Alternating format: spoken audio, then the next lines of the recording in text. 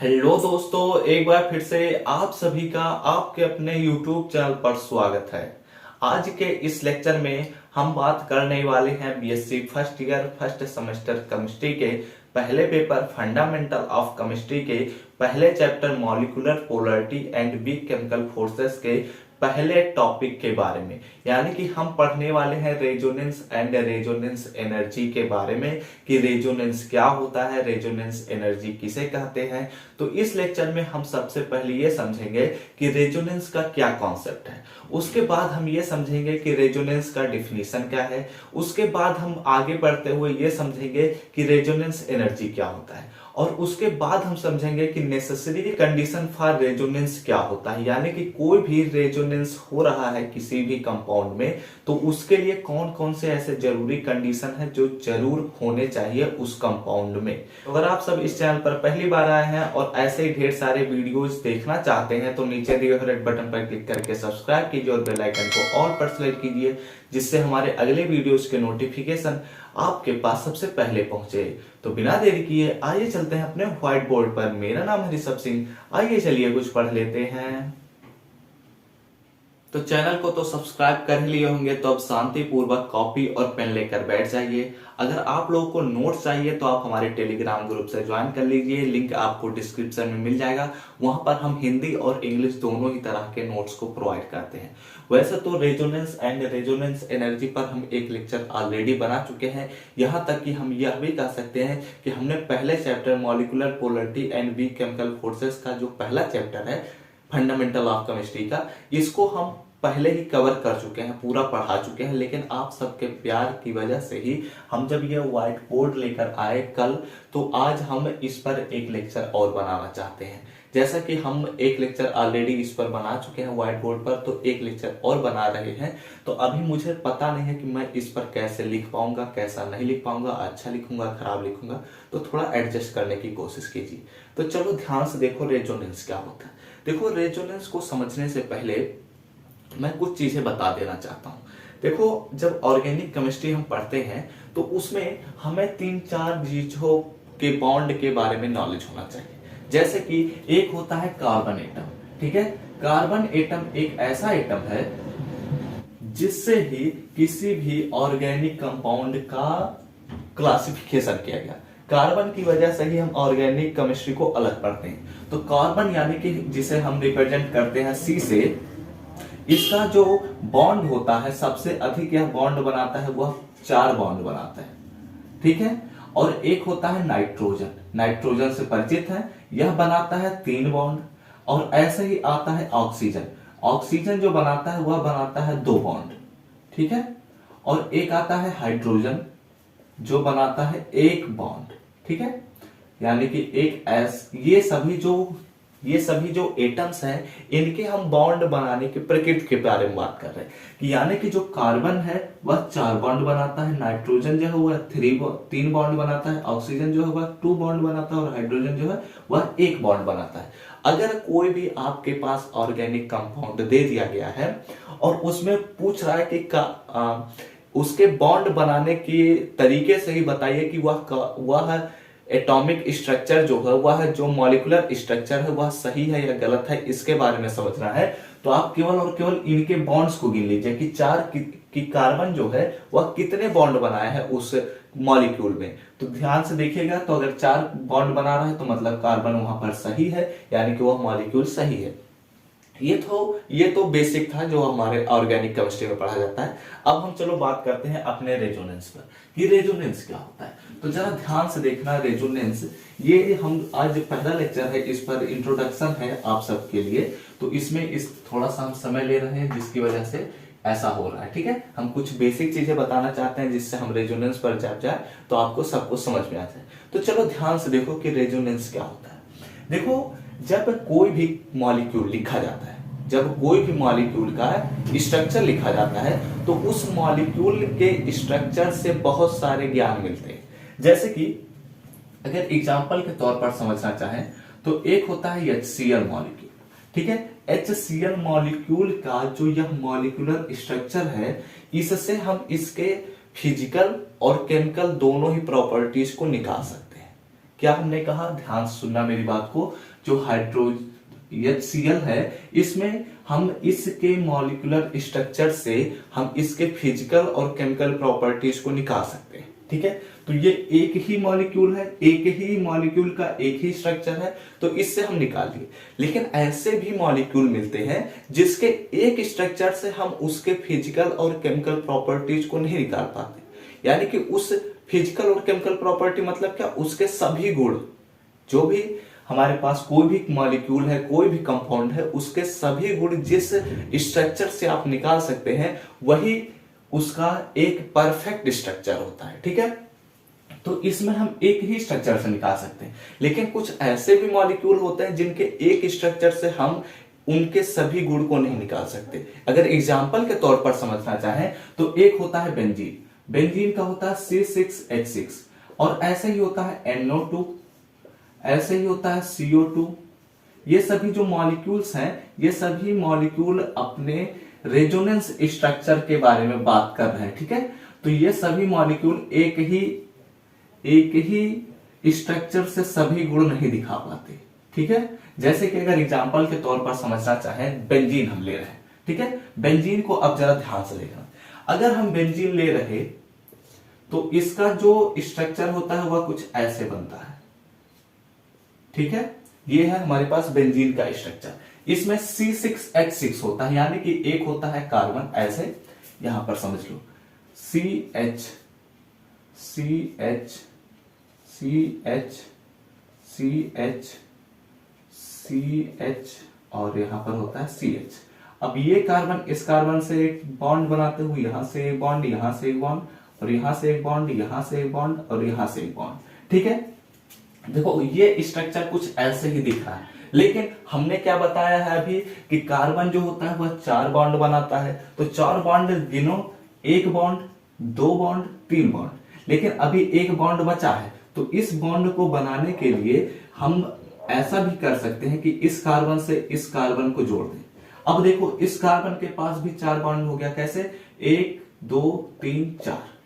ऐसे ही यहां पर देखो इस कार्बन के पास 1 2 3 बॉन्ड है, इस कार्बन के पास भी देखो तो 3 बॉन्ड है। तो इससे इस कार्बन को अगर हम जोड़ दे तो यहां पर भी हो जाता है 4 बॉन्ड, और ऐसे ही इसको जोड़ देते हैं तो यहां पर भी हो जाता है 4 बॉन्ड। यानी कि ये स्ट्रक्चर कुछ ऐसा ही होता है। यानी कि यहां पर जो हर कोना है, कोना जो जिसे कहते हैं किनारा, उस कोने पर, हर कोने पर हमारा CH स्थित है। ठीक है, CH स्थित है। तो अब देखो यहां जो हमारा बेंजीन का यह स्ट्रक्चर लिखा गया है, जब बेंजीन के फिजिकल और केमिकल प्रॉपर्टीज को निकालते हैं तो हम इस केवल एक स्ट्रक्चर से कुछ भी नहीं बता पाते। इस वजह से जब किसी भी मॉलिक्यूल के 2 या 2 से अधिक स्ट्रक्चर्स लिखे जाते हैं जिनसे हमें उनके सभी गुणों के बारे में पता चलता है, उन स्ट्रक्चर को ही हम कुछ कहते हैं। और वो क्या है अभी हम आगे बताते हैं। तो ध्यान से देखो, इसमें जब रेजोनेंस होता है, फिर से सुनो, जब किसी भी मॉलिक्यूल के एक या एक से अधिक स्ट्रक्चर लिखे जाते हैं तो वहां पर रेजोनेंस का कॉन्सेप्ट यूज होता है। तो रेजोनेंस किसे कहते हैं अभी हम आगे डिफिनेशन लिखवाएंगे, लेकिन उससे पहले हम कुछ चीजें समझाना चाहते हैं जिससे हमारा रेजोनेंस का जब हम डिफिनेशन लिखे तो आपको यह समझ में आ जाए कि रेजोनेंस का डिफिनेशन हम कैसे लिख रहे हैं। इसीलिए हम थोड़ा बेस से शुरू किए हैं और अब आगे बढ़ रहे हैं। ये सभी चीजें समझ में आ गई होगी। अब यहां पर देखो, जब ये बॉन्ड, ध्यान से देखना, ये जब बॉन्ड बना है तो एक डबल बॉन्ड, यहां पर देखो ये है डबल बॉन्ड और ये है सिंगल बॉन्ड। लेकिन अब ध्यान से सुनना मेरी बात, यह जो बेंजीन का स्ट्रक्चर है, यह बेंजीन का स्ट्रक्चर दिए थे केकुले ने। ठीक है, केकुले ने इस बेंजीन का स्ट्रक्चर दिया था। लेकिन यहां पर ध्यान से देखना कि जब केकुले ने इस बेंजीन के स्ट्रक्चर को दिए तो यहां पर उन्होंने बताया कि इस बेंजीन में 3 डबल बॉन्ड होते हैं। गिन लीजिए, 1 2 और 3, यानी कि 3 डबल बॉन्ड, और 3 सिंगल बॉन्ड भी होते हैं, 1 2 और 3 सिंगल बॉन्ड भी हैं। लेकिन ऐसा पाया गया कि यह जो बेंजीन है इसमें जो डबल बॉन्ड है और सिंगल बॉन्ड है इनके प्रॉपर्टीज पाए ही नहीं जाते। यानी कि इनकी जगह पर कोई और बॉन्ड पाया जा रहा है। तो इसी को ही लेते हुए, यानी कि वह कुछ ऐसे यौगिक होते हैं जिनके सभी गुणों की व्याख्या केवल एक ही संरचना से की जाती है, लेकिन कुछ ऐसे भी यौगिक होते हैं जिनके गुणों की व्याख्या करने के लिए अनुनाद का सुझाव दिया गया। अतः जिन यौगिकों के एक से अधिक इलेक्ट्रॉनिक स्ट्रक्चर संभव है उनमें ही रेजोनेंस का कॉन्सेप्ट यूज होता है। ठीक है, अब देखो यहां पर जब एक बॉन्ड, ये डबल बॉन्ड है, डबल बॉन्ड 3 पाए गए और सिंगल बॉन्ड भी 3 ठो पाए गए, 3 में पाए गए, यानी कि 3 एकल बंध पाए गए और 3 द्विबंध पाए गए। तो इनमें से यह देखा गया, किंतु बेंजीन ना तो द्विबंध को प्रदर्शित करता है और ना तो सिंगल बंध को ही रिप्रेजेंट करता है। वह एक ऐसा स्ट्रक्चर दिखाता है जिसमें कार्बन और कार्बन के बीच कौन सा बॉन्ड बन रहा है इसमें कुछ भी कंफर्मेशन नहीं दिखाता। इसी वजह से रेजोनेंस का स्ट्रक्चर आया। ठीक है, तो ध्यान से देखो अब क्या होता है कि यह जो सिंगल बॉन्ड है, और यह डबल बॉन्ड है, तो सिंगल बॉन्ड मतलब कि इस कार्बन का एक इलेक्ट्रॉन और इस कार्बन का एक इलेक्ट्रॉन, ये दोनों मिलकर क्या बनाए हैं, एक बॉन्ड, ये हो गया एक एक इलेक्ट्रॉन। अब देखो जब सिंगल बॉन्ड है तो 2 इलेक्ट्रॉन, डबल बॉन्ड है तो मतलब 4 इलेक्ट्रॉन होंगे, तो यहां पर 2 इलेक्ट्रॉन, यहां पर 2 इलेक्ट्रॉन। अब ये दोनों जब इलेक्ट्रॉन्स यहां से ट्रांसफर होकर, ठीक है, ये दोनों इलेक्ट्रॉन्स जो यहां के थे वो ट्रांसफर होकर इधर चले आते हैं, यानी कि जब यहां आए तो ये डबल बॉन्ड भी इधर शिफ्ट होगा।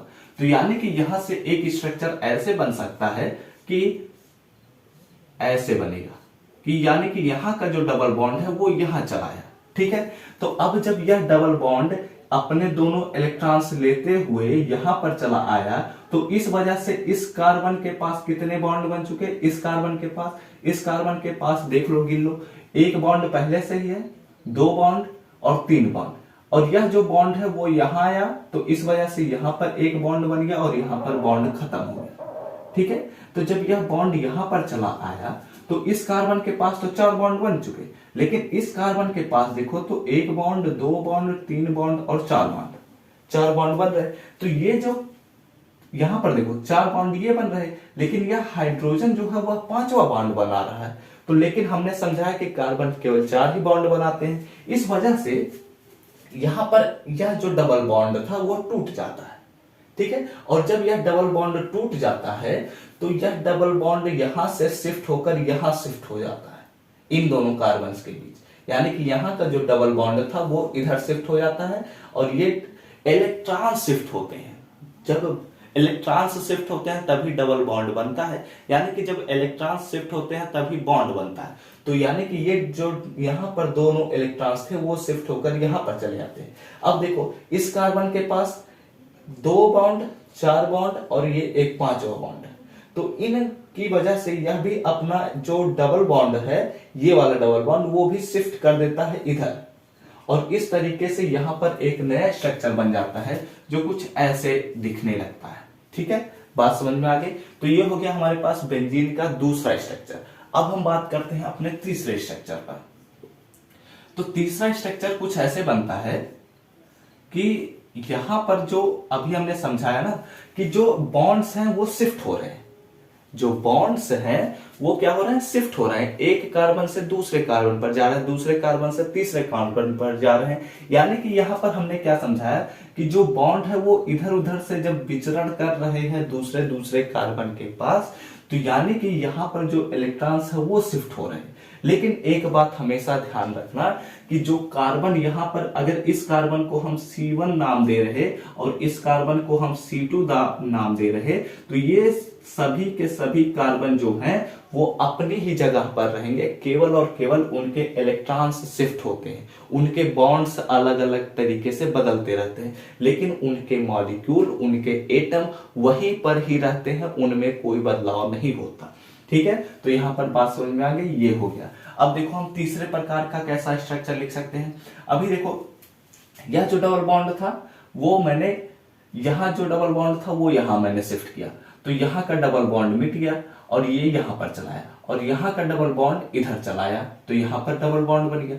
तो अब देखो हर बार हमने क्या बोला कि जो बेंजीन होता है वह ना तो सिंगल बॉन्ड को ही बता पाता है ना तो डबल बॉन्ड को। क्यों नहीं बता पाता है? क्योंकि यही रीजन है कि डबल बॉन्ड हमेशा शिफ्ट हो रहा है, इधर से इधर जा रहे हैं, इधर से इधर जा रहे हैं, इधर से इधर जा रहे हैं, और सिंगल बॉन्ड बन ही नहीं पा रहा, क्योंकि डबल बॉन्ड जब शिफ्ट हो रहे हैं तो सिंगल बॉन्ड बन ही नहीं सकता। अब देखो आगे चीजें, जब इसका यह स्ट्रक्चर बन गया तो ये डबल बॉन्ड जो है वो टूट भी सकता है, और ये कार्बन एक दूसरे से जुड़ सकते हैं, और ये डबल बॉन्ड भी टूट जाएगा, और यहां पर ये डबल बॉन्ड बन सकता है। तो यानी कि अगला स्ट्रक्चर कुछ ऐसे भी बन सकता है। ये एक स्ट्रक्चर बन गया। अब ये हो गए 3 स्ट्रक्चर। अब अगर हम चौथा स्ट्रक्चर देखना चाहें तो चौथा स्ट्रक्चर भी ऐसे ही बना सकते हैं। कैसे? कि ये कार्बन ना जोड़कर हम ऐसे कर दें, ये कार्बन और ये कार्बन जोड़ दें, तो ये डबल बॉन्ड यहां से टूटकर यहां शिफ्ट हो जाएगा, और ये डबल बॉन्ड यहां से टूटकर यहां शिफ्ट हो जाएगा। तो इसका मतलब क्या हो गया? ये नया स्ट्रक्चर बन चुका है बेंजीन का। ऐसे और ऐसे ही करते हुए एक और स्ट्रक्चर बना सकते हैं। अब यहां तो समझाने की जरूरत नहीं पड़ेगी, ऐसे एक स्ट्रक्चर बना सकते हैं और यहाँ पर दोनों डबल बॉन्ड शिफ्ट हो जाते हैं। तो यानी कि यहाँ पर मेरा यह कहने का मतलब था कि जो बेंजीन का रेजोनेंस हो रहा है, जब ए 2 या 2 से अधिक लुईस स्ट्रक्चर पाए जाते हैं तो वहां पर बेंजीन का संकल्पना उपयोग किया जाता है। यानी कि जब किसी भी मॉलिक्यूल के लिए 2 या 2 से अधिक स्ट्रक्चर लिखे जाते हैं जो उनके गुणों के बारे में पूरी जानकारी देते हैं, उन्हीं उसी संकल्पना को ही हम कहते हैं रेजोनेंस। ठीक है, बात समझ में आ गई? कुछ छूट तो नहीं रहा? और हाँ चलो, एक चीज और छूट रहा है। देखो ये जो स्ट्रक्चर हमने लिखे, पांचों के पांचों स्ट्रक्चर, ये किसी भी कंपाउंड के लिए अलग अलग स्ट्रक्चर होते हैं। जैसे कि बेंजीन के लिए 5 थे, लेकिन यहां पर हमारे पास कार्बन डाइऑक्साइड के पास केवल और केवल 3 ही स्ट्रक्चर होते हैं, यहाँ पर 5 स्ट्रक्चर हैं। तो ऐसे ही जब मॉलिक्यूल बदलते हैं तो उनके रेजोनेटिंग स्ट्रक्चर भी बदलते हैं। अब हमने यूज किया रेजोनेटिंग स्ट्रक्चर। तो रेजोनेटिंग स्ट्रक्चर वो स्ट्रक्चर होता है जब किसी भी मॉलिक्यूल के लिए उनमें रेजोनेंस पाया जाता है। जब कोई भी मॉलिक्यूल है उसमें रेजोनेंस पाया जा रहा है, तो जितने भी हम स्ट्रक्चर लिख रहे हैं, ये सभी जो स्ट्रक्चर्स हम लिख रहे हैं, इन स्ट्रक्चर्स को हम कहते हैं रेजोनेटिंग स्ट्रक्चर। क्या कहते हैं? Resonating structure. बात समझ में आए कि रेजोनेटिंग स्ट्रक्चर क्या होता है? या फिर इसी को एक और नाम से भी जाना जाता है, इसको जाना जाता है कैनोनिकल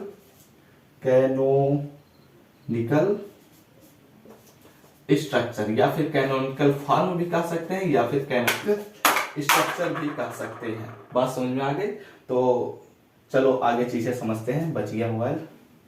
हाँ बच गया है। ठीक है, बात समझ में आ गई। तो अब चलो आगे चीजें समझते हैं। थोड़ा सा आगे जो इसका डिफिनीशन है अब उसके बारे में समझते हैं। तो जब हम लोगों ने रेजोनेटिंग स्ट्रक्चर या कैनोनिकल स्ट्रक्चर के बारे में जब हम लोग पढ़ लिए, इसी को ही एक और नाम से जाना जाता है जिसको मेजोमेरिक, जैसे रेजोनेंस है तो रेजोनेंस को मेजोमेरिक इफेक्ट के भी नाम से जाना जाता है। वैसे ही जब यहाँ पर रेजोनेटिंग स्ट्रक्चर है तो इसको हम मेजोमेरिक स्ट्रक्चर भी कहते हैं। ठीक है, अब ध्यान से सुनना मेरी बात को। जब किसी भी मॉलिक्यूल में रेजोनेटिंग स्ट्रक्चर पाए जाते हैं तो ये सभी जो रेजोनेटिंग स्ट्रक्चर्स हैं, मेरी बात को ध्यान से सुनना, ये सभी जो रेजोनेटिंग स्ट्रक्चर हैं वो अलग अलग एक ही मॉलिक्यूल के गुणों को बताते हैं। यानी कि एक ही स्ट्रक्चर उस मॉलिक्यूल के सभी गुण को नहीं बता पाता। जो ये बताएगा वो ये नहीं बता पाएगा, जो ये बताएगा वो ये नहीं बता पाएगा, जो ये बताएगा वो ये नहीं बता पाएगा। मतलब कि हर एक स्ट्रक्चर अलग गुण को बताता है। इसी वजह से हर एक स्ट्रक्चर को हम लिखते हैं।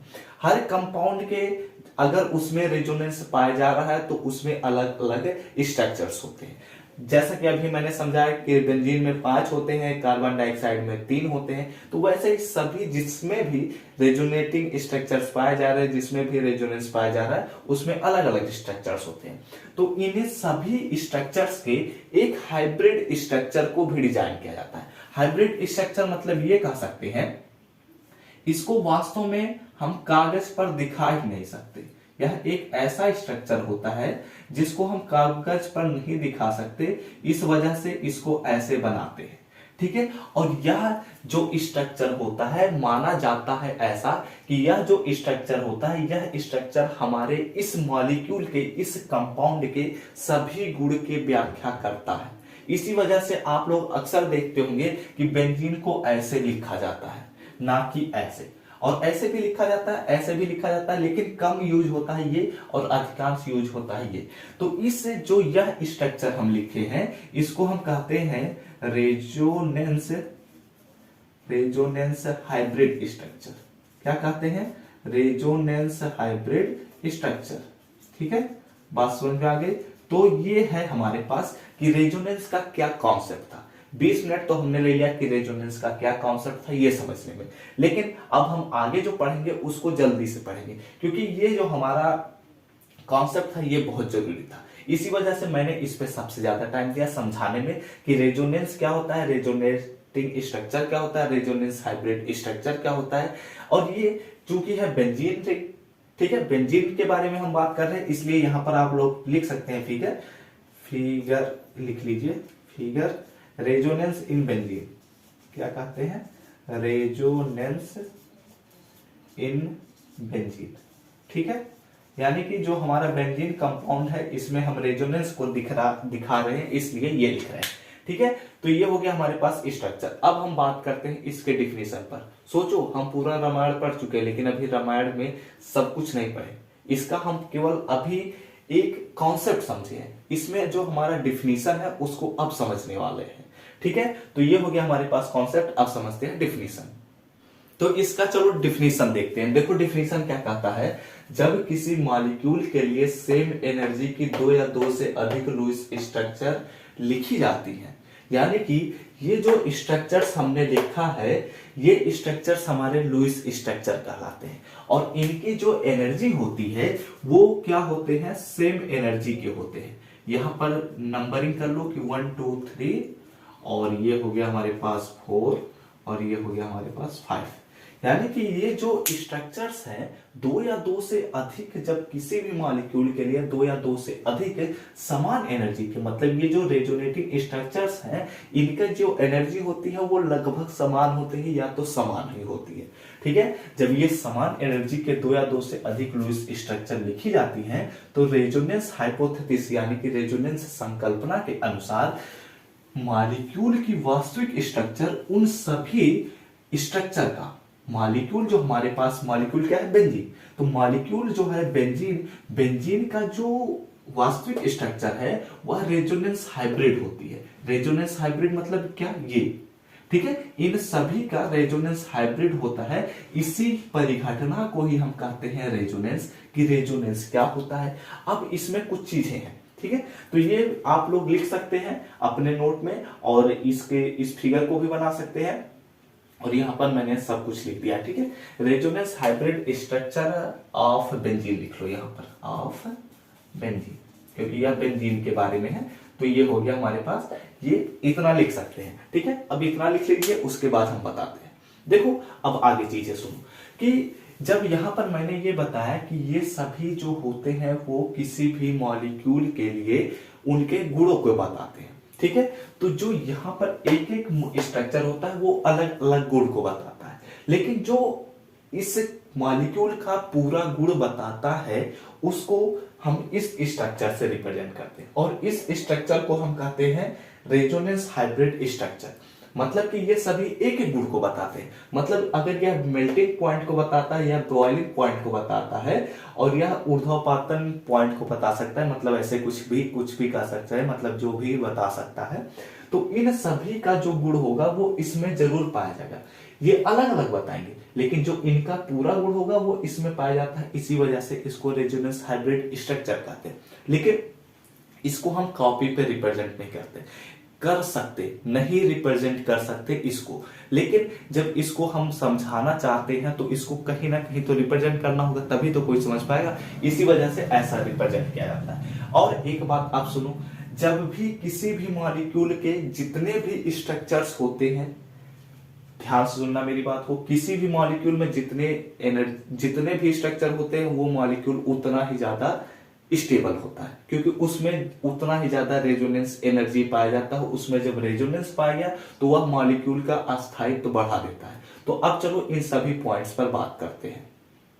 तो चलो अब उन सभी पॉइंट्स के बारे में बात करते हैं, लेकिन उन सभी पॉइंट्स को हम टेलीग्राम पर जब नोट्स प्रोवाइड करेंगे वहां से आप लोग लिख लीजिएगा। यहाँ पर मैं बस समझा देता हूँ जिससे वीडियो बहुत बड़ा ना होने लग जाए, बस काम भर का ही, कॉन्सेप्ट भर का ही रहे। ठीक है, तो अगला पॉइंट ये कहता है कि रेजोनेंस के फलस्वरूप, यानी कि जब इस मॉलिक्यूल में रेजोनेंस हुआ, यानी कि यह जो हमारा बेंजीन है, इस बेंजीन रिंग में जो हमारा रेजोनेंस हुआ, तो उस जिस भी मॉलिक्यूल में होता है, कोई फर्क नहीं पड़ता, चाहे बेंजीन हो चाहे कार्बन डाइऑक्साइड हो, जब रेजोनेंस होता है तो उस मॉलिक्यूल का स्टेबिलिटी जो होता है वो बढ़ जाता है। ठीक है, रेजोनेंस के फलस्वरूप मॉलिक्यूल अधिक स्टेबल हो जाता है। रेजोनेंस हाइब्रिड फॉर्म, यानी कि ये जो हमारा स्ट्रक्चर है ये कहलाता है रेजोनेंस हाइब्रिड स्ट्रक्चर या रेजोनेंस हाइब्रिड फॉर्म। उसकी किसी भी रेजोनेटिंग स्ट्रक्चर के अपेक्षाकृत अधिक स्टेबल होता है। जैसा कि मैंने समझाया भी कि ये जितने भी स्ट्रक्चर्स हैं, इनकी जितनी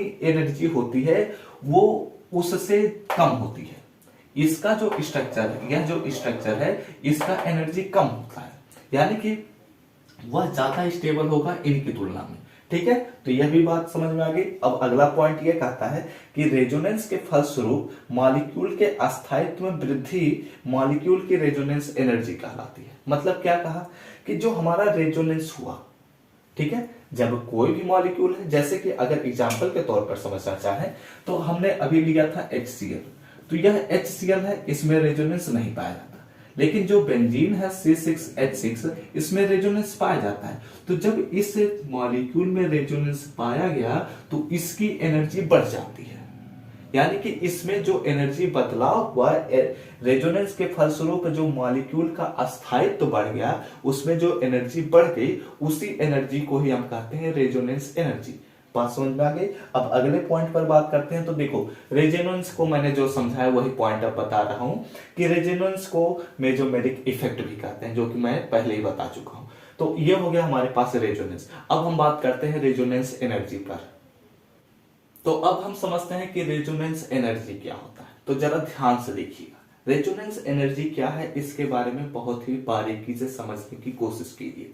देखो, रेजोनेंस एनर्जी मतलब क्या, पहले जो कॉन्सेप्ट है उसके बारे में समझ लेते हैं। मैंने अभी थोड़ी देर पहले ही बताया कि रेजोनेंस एनर्जी क्या कहलाता है। जब किसी भी मॉलिक्यूल के, ठीक है, कोई भी जब हमारे पास मॉलिक्यूल है तो उसमें जो उस मॉलिक्यूल में जो स्टेबिलिटी बढ़ी है, रेजोनेंस के फलस्वरूप जो उसकी स्टेबिलिटी बढ़ गई है, उसी की वजह से ही उसकी एनर्जी बढ़ जाती है या घट जाती है। उसमें उससे कोई लेना देना नहीं है, लेकिन जो एनर्जी इंक्रीज या डिक्रीज हुई है, उसी एनर्जी को ही हम कहते हैं रेजोनेंस एनर्जी। ठीक है, अब देखो अपने पॉइंट पर आते हैं। अभी हमने ये नहीं बताया कि इंक्रीज होती है या डिक्रीज होती है, लेकिन जो परिवर्तन होता है एनर्जी में, उसी को ही हम रेजोनेंस एनर्जी कहते हैं। तो क्या होगा, इंक्रीज होगा, डिक्रीज होगा, यहां से समझ में आ जाएगा।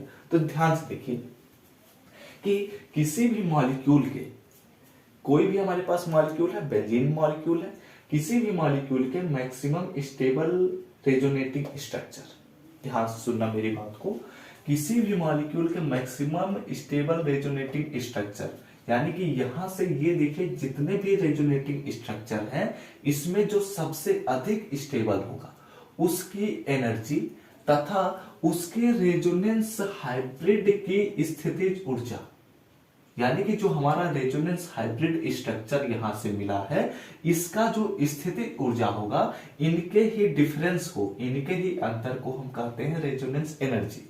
बात समझ में आ गई। तो resonance energy is equal to maximum stable resonating structure. इसका जो एनर्जी होगा, इन सभी में जो सबसे ज्यादा मैक्सिमम स्टेबल होगा, वह रेजोनेटिंग स्ट्रक्चर का जो एनर्जी होगा, माइनस इस रेजोनेंस हाइब्रिड का जो हमारा पोटेंशियल एनर्जी यानी कि स्थितिज ऊर्जा होगा, उसका जो डिफरेंस होता है वही हमारा रेजोनेंस एनर्जी कहलाता है। अब देखो आगे एक पॉइंट है कि वे यौगिक जो अनुनाद प्रदर्शित करते हैं, यानी कि वे यौगिक जैसे बेंजीन, यह एक कंपाउंड है या रेजोनेंस दिखा रहा है, तो इनका जो हीट ऑफ फॉर्मेशन है, हीट ऑफ फॉर्मेशन गणना की गई हीट ऑफ फॉर्मेशन से अधिक होती है। मतलब क्या होगा कि जैसे हमने बेंजीन बनाया, तो बेंजीन का जो हीट ऑफ फॉर्मेशन, ठीक है, हम हर एक कंपाउंड का हीट ऑफ फॉर्मेशन काउंट कर सकते हैं। ये लेक्चर हम बना चुके हैं, आई बटन पर आपको मिल जाएगा। उसमें हम लेटेस्ट एनर्जी के बारे में बताए थे।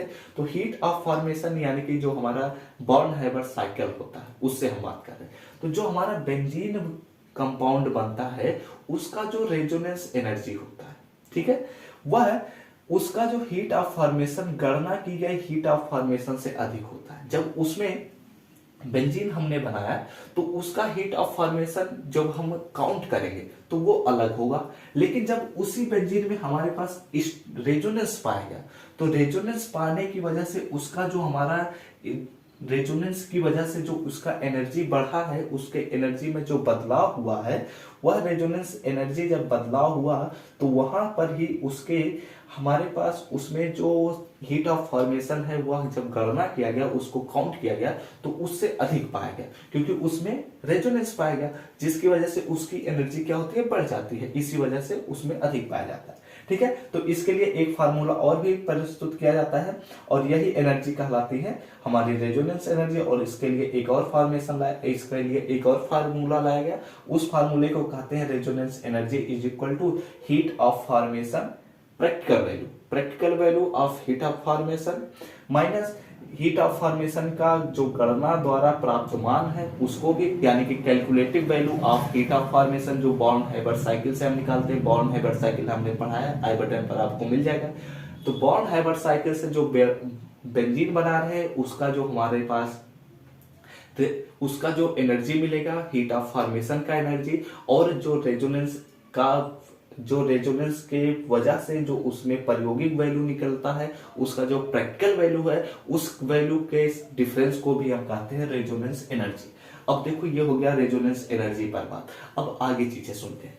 तो देखो रेजोनेंस एनर्जी जो होता है, यहाँ पर मैंने पॉइंट भी लिखा है कि जिस कंपाउंड के रेजोनेंस हाइब्रिड की एनर्जी कम होती है, जैसे कोई भी कंपाउंड है, जैसे बेंजीन है, बेंजीन का जो यह हाइब्रिड स्ट्रक्चर है, इसका जितना एनर्जी कम होगा, इस कंपाउंड के इस स्ट्रक्चर का जितना एनर्जी कम होगा, उतना ही यह कंपाउंड ज्यादा स्टेबल होता है। बात समझ में आ गई? तो यानी कि जब ज्यादा कम हुआ इसका एनर्जी तो यह ज्यादा स्टेबल हो जाएगा। यानी कि यहाँ पर यह पॉइंट कहता है जिस यौगिक के अनुनाद संकर यानी कि हाइब्रिड रेजोनेंस हाइब्रिड स्ट्रक्चर की ऊर्जा कम होती है, वह उतना ही अधिक अस्थायी होता है। अर्थात जिस कंपाउंड के रेजोनेंस एनर्जी का मान अधिक होता है, रेजोनेंस एनर्जी का मान जितना अधिक होगा, उतना ही वह कंपाउंड अधिक अस्थायी होगा। ये वैल्यू बढ़ेगा तो वह कंपाउंड अधिक स्टेबल होगा। और इस जो हमारे पास हाइब्रिड स्ट्रक्चर है, इस हाइब्रिड स्ट्रक्चर का जितना एनर्जी कम होगा, वह उतना ही कंपाउंड स्टेबल होगा। ये दोनों बात समझ में आ गई। रेजोनेंस एनर्जी जितना अधिक होगा, कंपाउंड हमारा उतना ही स्टेबल होगा। और जो हमारा रेजोनेंस हाइब्रिड स्ट्रक्चर है, यह जितना ज्यादा इसका एनर्जी कम होगा, उतना ही ज्यादा वह कंपाउंड स्टेबल होगा। बात समझ में आ गई? तो हमने बात किया कि रेजोनेंस क्या होता है और रेजोनेंस एनर्जी क्या होता है। लेकिन मुझे नहीं लगता कि नेसेसरी कंडीशन फॉर रेजोनेंस पढ़ने की जरूरत है, क्योंकि अगर देखा जाए तो आपके सिलेबस में केवल रेजोनेंस एंड रेजोनेंस एनर्जी ही है। तो नेसेसरी कंडीशन फॉर रेजोनेंस पढ़ने की कोई जरूरत नहीं है। लेकिन हम इसके नोट्स को भी आपको टेलीग्राम में प्रोवाइड कर देंगे। तो इस लेक्चर में इतना ही। तो यह लेक्चर आप सबको कैसा लगा, आप सब कमेंट करके जरूर बताइएगा। और यह वीडियो अच्छा लगा हो तो लाइक कर दीजिए और कमेंट करके बताइए आप सबको यह वीडियो समझ में आया है या नहीं। और ऐसे ढेर सारे वीडियोज के लिए, इस प्लेलिस्ट के अगले वीडियोज के नोटिफिकेशन पाने हो तो इस चैनल को सब्सक्राइब कीजिए। हम सब मिलते हैं अपने नेक्स्ट वीडियो में। तब तक घर पर रहिए, सुरक्षित रहिए, पढ़ते रहिए, खेलते रहिए और आगे बढ़ते रहिए।